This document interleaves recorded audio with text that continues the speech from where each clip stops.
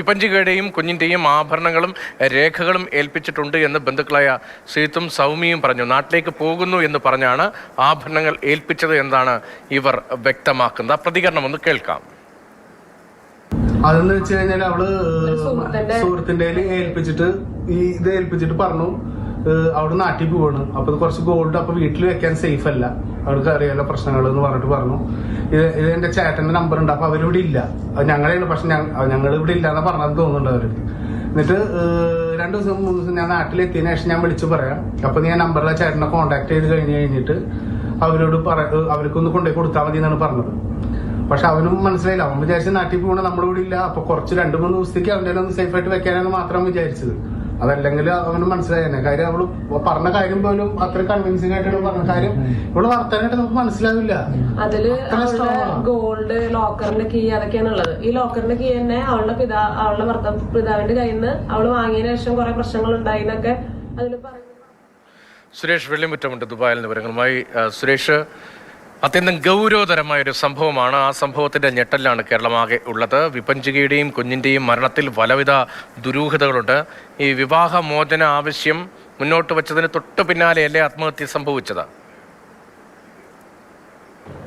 മരണത്തിന് തൊട്ടു മുൻപ് കൃത്യമായിട്ടുള്ള തയ്യാറെടുപ്പ് വിഭജിക്കാൻ നടത്തിയിരുന്നു എന്നാണ് ബന്ധുക്കളായിട്ടുള്ള ശ്രീജിത്തിനോടും സൗമ്യയോടും നമ്മൾ സംസാരിക്കുമ്പോൾ വ്യക്തമാകുന്നത്. ഏറ്റവും പ്രധാനം, വിഭജിക തന്റെ ആഭരണങ്ങളെല്ലാം, അതിൽ താലി അടക്കമുള്ള എല്ലാ ആഭരണങ്ങളുമുണ്ട്, കുഞ്ഞിന്റെ ആഭരണവുമുണ്ട്. ഇത് ഒരു കാരണവശാലും ഭർത്താവ് നിതീഷിന്റെ വീട്ടുകാർക്ക് ലഭിക്കരുത് എന്ന് ഉറപ്പിച്ചിരുന്നു. ആ ആഭരണങ്ങളെല്ലാം പൊതിഞ്ഞ് വിഭജിക തന്റെ ഒരു സുഹൃത്തിനെ ഏൽപ്പിച്ച് ഷാർജയിലുള്ള ബന്ധു ശ്രീജിത്തിനെയും സൗമ്യയും ഏൽപ്പിക്കണമെന്ന് പറയുന്നുണ്ട്. അങ്ങനെയാണ് ആ ആഭരണങ്ങളെല്ലാം ഇവരുടെ കൈകളിലേക്ക് കൊടുത്തുവിടുന്നത്. ഈ ദൃശ്യങ്ങളിൽ തന്നെ നമുക്ക് കാണാം. ആ ആഭരണങ്ങൾ എല്ലാം വളരെ കൃത്യമായി തന്നെ സൂക്ഷിച്ച് അതെല്ലാം എത്തേണ്ടടുത്ത് എത്തണമെന്ന് ഉറപ്പിച്ചിരുന്നു വിഭജിക.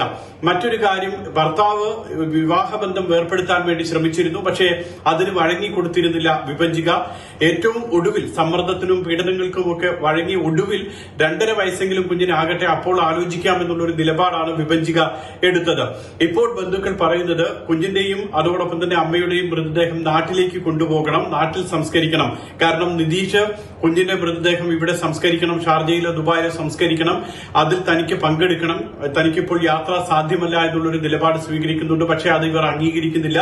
കുഞ്ഞ് തന്നോടൊപ്പം വേണമെന്ന് അമ്മ ആഗ്രഹിച്ചിരുന്നു, വിഭജിക ആഗ്രഹിച്ചിരുന്നു. അതുപോലെ തന്നെ ഇനി സംസ്കാര ചടങ്ങിലെങ്കിലും അതെല്ലാം നടക്കണമെന്നാണ് ഇവർ പറയുന്നത്. മാത്രമല്ല, വളരെ കൃത്യമായി തന്നെ വിഭജിക അനുഭവിച്ചിരുന്ന പീഡനങ്ങളെ കുറിച്ച് പലതും ഇവർക്ക് അറിയാമായിരുന്നു. പക്ഷെ അത് അത്രത്തോളം ഗൗരവമുള്ളതോ ആഴത്തിലുള്ളതാണെന്ന് ബോധ്യപ്പെട്ടിരുന്നില്ല. പലപ്പോഴും വിഭജിക ഇതൊന്നും തുറന്നു പറയാനും തയ്യാറായിരുന്നില്ല. ഒരുപക്ഷെ വീട്ടിലെ കാര്യങ്ങളായതുകൊണ്ട് തന്നെ, അല്ലെങ്കിൽ കുറെ കൂടിയൊക്കെ അഭിമാനമുള്ള ആളായതുകൊണ്ട് തന്നെ ഇതൊന്നും തുറന്നു പറയാനൊന്നും വിഭജിക തയ്യാറായിരുന്നില്ല. അതാണ് ഒരു പക്ഷേ ഇത്തരത്തിലുള്ള ഒരു മരണത്തിലേക്ക് നയിച്ചിട്ടുണ്ടാകുക.